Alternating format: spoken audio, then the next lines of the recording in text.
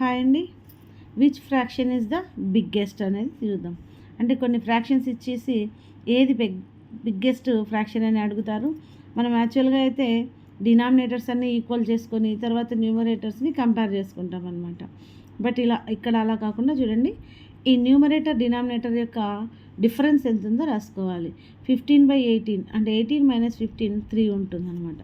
అలాగే 41/47 చూడండి, డిఫరెన్స్ వచ్చి 6. 95/107 డిఫరెన్స్ వచ్చి 12. ఇప్పుడు ఈ 3కి 6కి 12కి ఎల్సిఎం ఎంతనో ఫైండ్ అవుట్ చేయాలి. 3కి 6కి 12కి ఎల్సిఎం 12 అనమాట.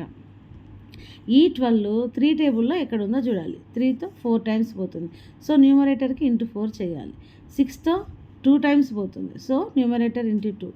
12తో 1 టైం పోతుంది, సో న్యూమరేటర్ ఇంటూ 1 అనమాట.